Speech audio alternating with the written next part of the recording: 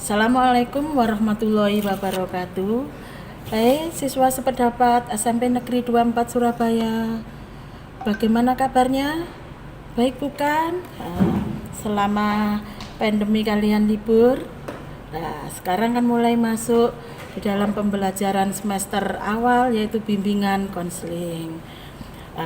Di dalam tahap awal ini ya, sebelum Ibu memulai untuk pembelajaran bimbingan konseling di sini, mari pembelajaran daring ini kita berdoa dulu biar nanti hasilnya maksimal. Ayo sama-sama kita berdoa ya. Bismillahirrahmanirrahim ya. Berdoa menurut kepercayaan dan agamanya masing-masing. Kalau selesai kalian berdoa di sini ya, pada saat ini pandemi ini kita adalah yaitu dalam pembelajarannya kan secara daring. Nah, di dalam secara daring maka Ibu akan memberikan tip atau proses cara belajar yang efektif dan efisien. Yang bagaimana? Nah, ini nanti tujuannya di sini dalam pembelajaran ini adalah di sini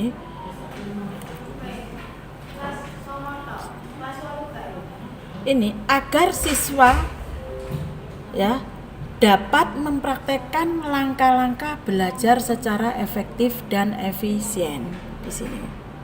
Dan siswa itu dapat memahami manfaat dari pembelajaran daring. Itu tujuan kita pembelajaran hari ini, yaitu cara belajar yang efektif dan efisien. Nah, tapi sebelum Ibu menjelaskan tentang 8 cara belajar efektif dan efisien yang secara menyenangkan ya, karena sekarang situasinya adalah pandemi, kita harus fine dalam pembelajaran. Mari tirukan Ibu. Kita belajar sambil bermain. Mari tirukan gaya Ibu ya. Masih ingat tepuk PPK-nya? Kalau belum sudah lupa karena habis libur panjang ya, kita mulai. Yuk kita sama-sama ya, tirukan gerakan Ibu supaya kita belajarnya enjoy, nyaman, enak, senam untuk menghindari COVID juga di situ. Yuk sama-sama. Yuk kita mulai ya, tirukan gaya Ibu ya, sambil kalian mengangkat 2 tangan kalian ya. Tepuk PPK. Religius, nasionalis, mandiri, gotong royong, integritas. Nah, bisa kan? Senamnya enak kan? Nah, kalau kalian sudah melakukan senam tadi ya, biar kita enak, nggak tegang, mari kita belajar yaitu tentang cara belajar, tip belajar efektif dan efisien yang lebih menyenangkan di dalam sistem pembelajaran daring. Yang pertama yaitu caranya adalah dengan cara kita menetapkan tujuan di dalam pembelajaran. Ya, cara belajar efektif dan efisien di sini dimulai dengan menetapkan tujuan atau target. Ya, karena kita masih di awal pembelajaran, kalian harus punya target di awal itu. Misalkan target saya di kelas 8 ini harus minimal mempunyai nilai KKM 75. Syukur-syukur saya itu harus di atas angka 8. Nah, itu targetnya di situ. Ya. Sebisa mungkin tujuannya ini mencukup signifikan untuk memicu semangatmu. Ya. Misalkan di sini adalah kalian menargetkan matematika saya harus minimal nilai 8. Bagaimana matematika supaya dapat nilai 8? Ada caranya. Jadi sekarang kalian harus sering melakukan latihan-latihan walaupun tidak bertemu dengan Bapak Ibu guru, bertemu secara daring. Kerjakan latihan-latihan itu, tugas-tugas itu. Kalau tidak bisa, baru tanyakan pada pertemuan berikutnya pada guru mapel tersebut. Sering kalian berlatih itu. Nah, untuk menentukan tujuan bisa menjadi sebuah motivasi jika kamu mulai merasa kehilangan minat untuk belajar. Nah, dengan memiliki tujuan yang jelas membantu kamu tetap fokus dan konsisten selama proses pembelajaran. Nah, itu kalau kamu tidak punya tujuan, nggak mungkin kamu bisa untuk mencapai goal nilai yang bagus. Karena kamu nanti ujung-ujungnya di kelas 9 bahkan nanti ke SMP atau SMK ke jenjang yang lebih tinggi itu kan ada ini penilaian, ada jalur prestasi, ada yang nilai akademis dan non akademis. Kalau non akademis sudah terbiasa dengan kegiatan eskul itu, tapi kalau akademisnya itu nilai rapot semester 1 sampai dengan semester 5 kamu di kelas 7, 8 dan 9 di semester 5-nya. Lah itu target kamu itu harus punya awal. Mumpung masih semester ke-8 berarti semester 1 ini kalian sudah semester 3. Kamu harus punya tujuan tadi. Kalau tidak ada, wes lempeng aja. Nggak akan bisa kamu. Nggak akan tercapai tujuan itu. Yang kedua adalah atur jadwal belajar. Cara belajar yang efektif dan efisien yang kedua di sini mengatur jadwal belajarmu ya. Dalam hari ini kamu harus disiplin dalam mentaati jam belajarmu. Misalnya dari jam 7 malam hingga jam 8 malam kamu harus belajar. Jangan lupa untuk beristirahat selama 5 sampai 10 menit saat kamu sedang belajar. Belajar setiap hari adalah salah satu kunci agar hasil belajarmu lebih banyak terserap ke otak dibandingkan dengan belajar dengan sistem kebut semalam, dengan disingkat sistem SKS, sistem kebut semalam. Bahkan jika kamu hanya menghabiskan 20 menit untuk belajar, itu lebih baik daripada tidak sama sekali. Nah, atur jadwal. Jadi harus di-planning jadwal itu. Ketika sekarang targetkan tadi sudah yang di awal, ya punya tujuan tadi. Kemudian yang kedua adalah jadwal belajarnya. Kalau rutinitas jam itu ya lakukan. Setelah kamu belajar ngaji, setelah sholat maghrib mengaji, kemudian rutin untuk belajar ya tentukan. Kalau itu 1 jam tentukan atau 2 jam tentukan. Langsung harus sesuai schedule. Tetapi kebanyakan anak-anak di SMP 24 mau belajar kalau hanya ada ulangan atau tugas-tugas atau semesteran. Kalau enggak ulangan mereka enggak akan belajar.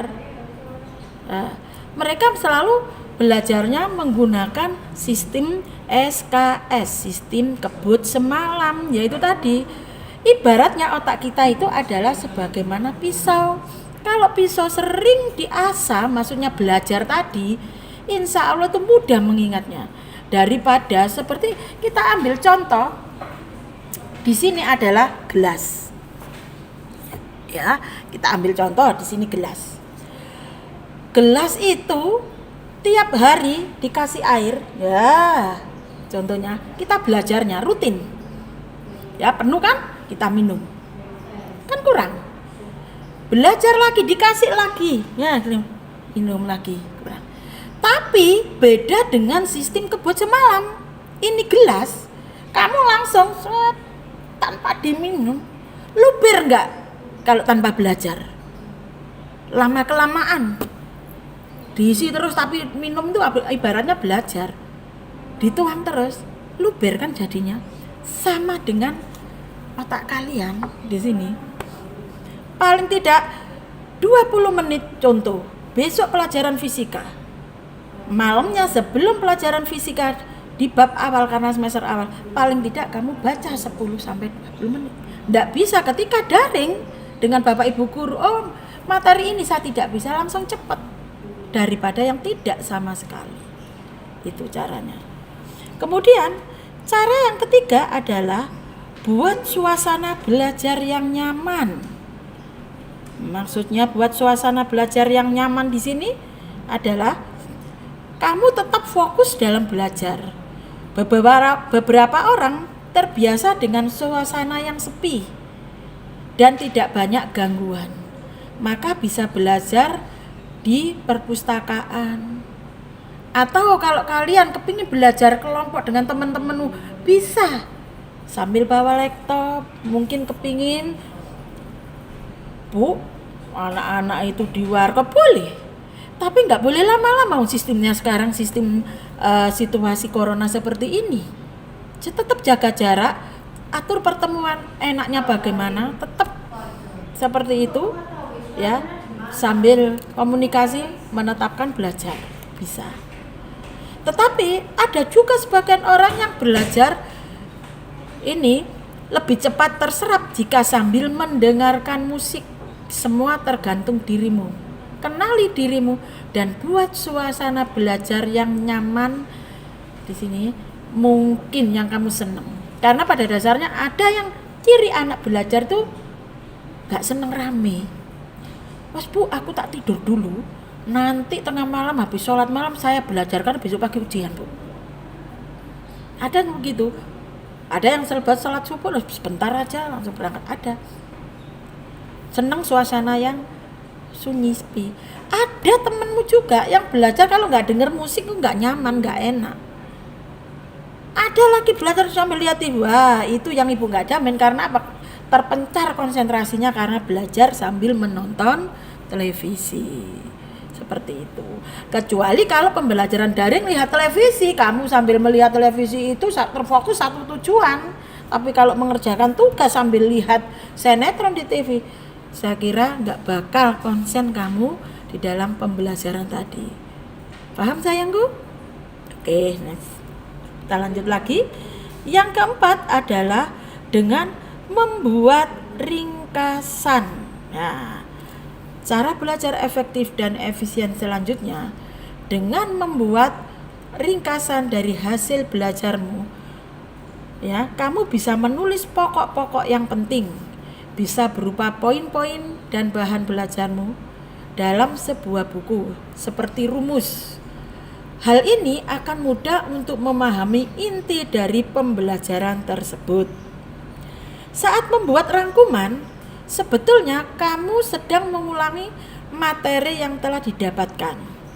Pengulangan ini membantu kamu mengingat kembali catatan dengan lebih efektif.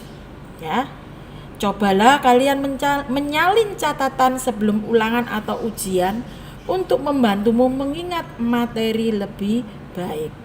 Ya.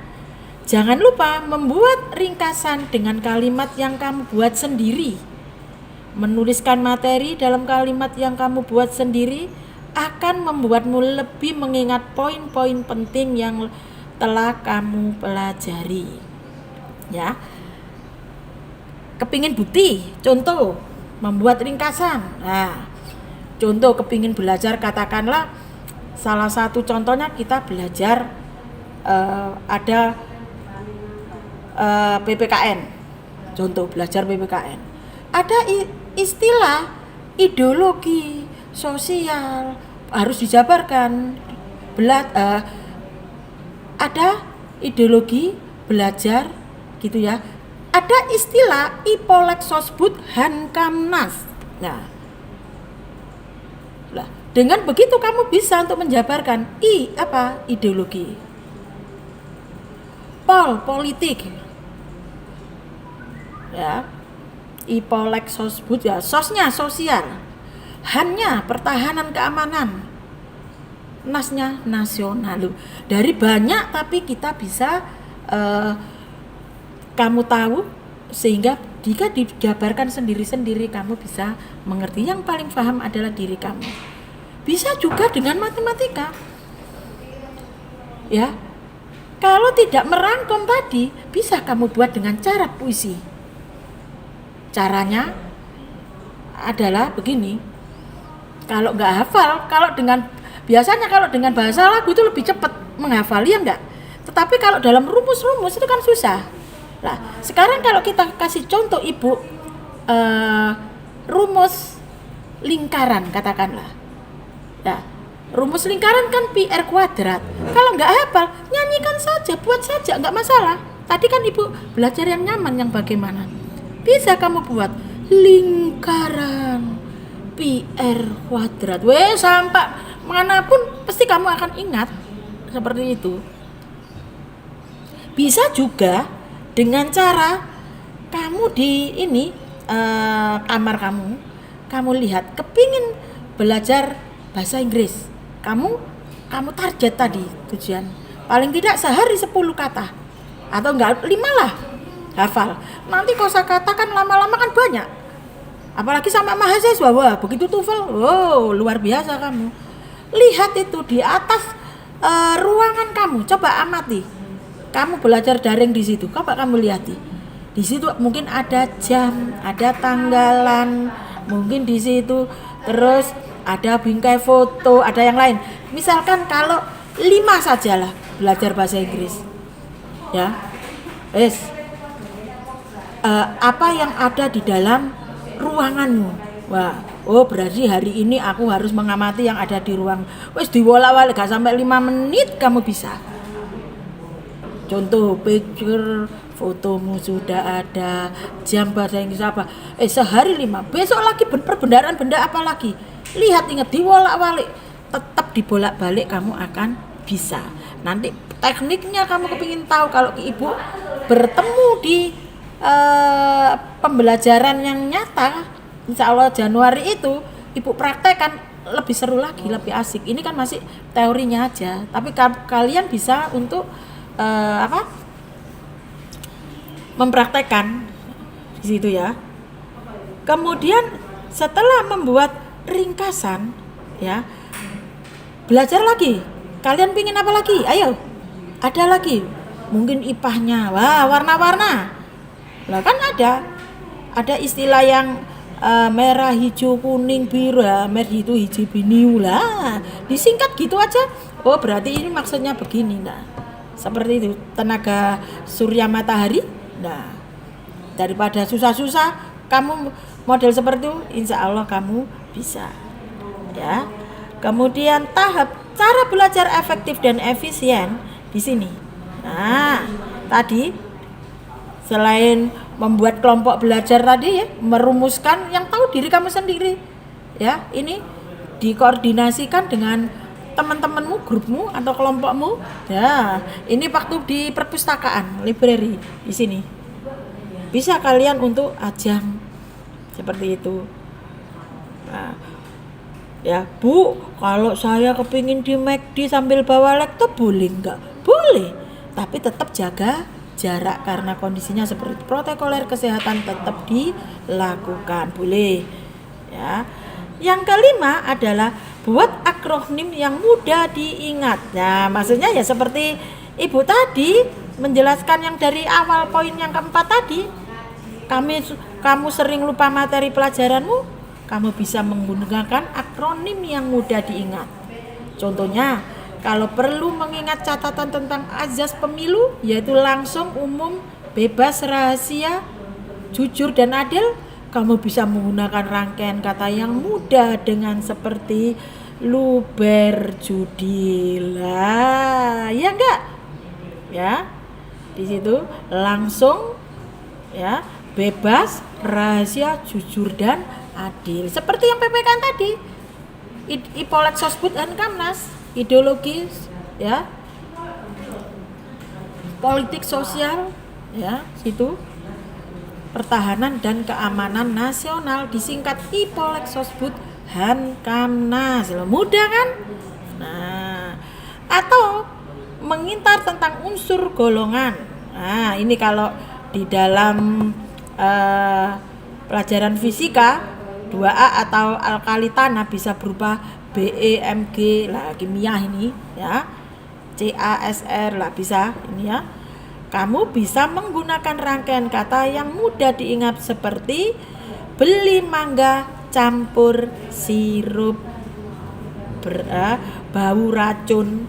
Dengan menggunakan akronim yang mudah diingat, bisa mempermudah kamu untuk mengingat hasil belajarmu.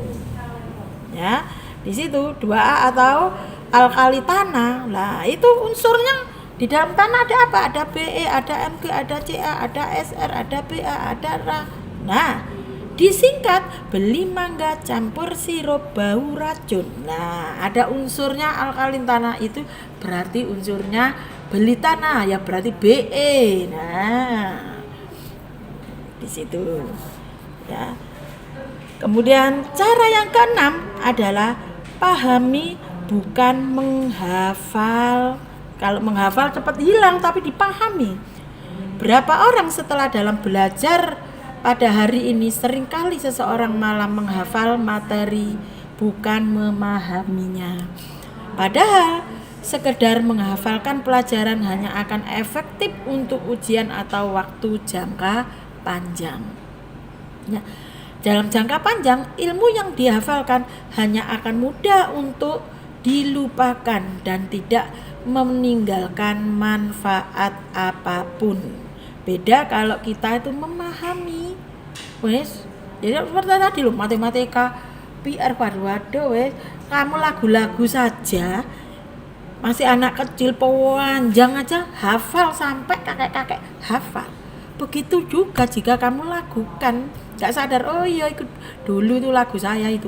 Nah, berarti lingkaran itu PR ada. Jadi ada itu loh temanku ya, yang bernama di sini 8A ya, Yofi, disuruh maju malah dia berpuisi. PR kuat apa maksudnya? Ternyata dia mengingatnya, oh di dalam lingkaran itu rumusnya PR kuadrat. Paham sayangku? Ya seperti itu, yang nyaman, enjoy-nya. Yang ketujuh, caranya adalah jangan malu bertanya, ya. Di sini jangan segan untuk bertanya jika kita tidak memahami sesuatu atau mengalami kebuntuan dalam suatu ilmu. Kamu belajar karena kamu memang tidak mengerti. Ya, maka jika kamu kesusahan, jangan ragu untuk selalu bertanya. Kamu bisa bertanya kepada temanmu, belajar bersama atau diskusi juga ini ya, mampu membuat belajar menjadi lebih menyenangkan ya. Jangan malu bertanya. Kebanyakan anak Indonesia ini ya, kalau disuruh bertanya itu enggak berani, enggak mau, diem. Ini semakin sering bertanya itu cirinya bukan orang anak wis gak tahu aku nanti malu, warak bodoh takut terus, tidak. Sering bertanya belum tentu dia bodoh, tapi karena dia enggak bisa, dia berusaha kepingin bisa. Itu ciri anak pintar. Jangan dikira temanmu yang sering bertanya terus dibilang wah goblok tanya terus, tidak. Tapi dia memang tidak bisa dan dia berusaha pingin bisa. Itu cirinya seperti itu. Ya. Gitu. Kemudian yang ke-8, pantang menyerah. Jika semua sudah kamu lakukan dan masih belum mencapai target, bukan berarti kamu gagal. Ingatlah bahwa kamu tidak akan pernah bisa jika tidak membuat kesalahan. Tetap percaya diri dan terus berusaha. Tetap tenang dan pantang menyerah. Tidak ada jalan pintas dalam hidup. Begitu juga dengan mengejar sebuah impian. Tidak ada jalan pintas untuk meraih impianmu. Maka jangan pernah menyerah untuk terus belajar. Dengan ada istilah belajar itu adalah secara long life education, bahwasanya kita belajar itu adalah sepanjang hayat atau seumur hidup. Kita berhenti baru kalau mati itu loh baru berhenti gak belajar. Sedangkan mau meninggal saja juga tetap belajar. Pingin bukti. Nah kalau mau meninggal juga ditalkini. Ayo sebut nama Allah, baca syahadat. Kan sama dengan belajar, perlu orang lain. Sama, jadi nggak ada istilahnya kalian tuh malu, belajar malu, bertanya, kemudian pantang menyerah, tidak. Walaupun ibu jangan dianggap guru serba bisa, tidak. Kadang-kadang saya tidak bisa, saya juga belajar pada murid saya. murid saya lebih tahu, lebih pintar duluan. Nggak masalah Ibu. Lebih pintar dia kok nggak masalah, dia tahu ilmunya duluan. Ya, seperti itu. Itu ya. Itu tentang cara belajar efektif dan efisien. Ya anak-anak ya, itu pembelajaran daring BK tatap muka hari ini. Menyenangkan kan? Enggak Bu, bulat wah, angel kalau seperti ini. Nah, ayo relaksasi lagi biar enak untuk menutup ini tentang cara belajar yang efektif dan efisien. Coba sekarang ya, sambil kamu menyanyi, terserah kamu lagunya apa, dibantu dari Ibu untuk menutup ini ya. Sedang apa sekarang,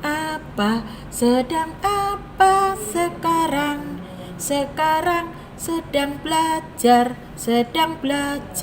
sekarang, belajar daring sekarang, daring cara efektif belajar. Nah ini ya sudah. Nah untuk mengakhirinya Ibu mohon nanti tugasnya ya kalian share di Ibu tentang Ibu pingin tahu sampai tahu kemampuan kalian tentang cara-cara belajar efektif dan efisien. Paham sayangku? Ya, kalau sudah dari awal sampai akhir Ibu mau undur diri dan mohon maaf apabila ada kesalahan Ibu di dalam menyampaikannya. Ya, untuk itu Ibu mohon maaf. Saya akhiri. Wassalamualaikum warahmatullahi wabarakatuh.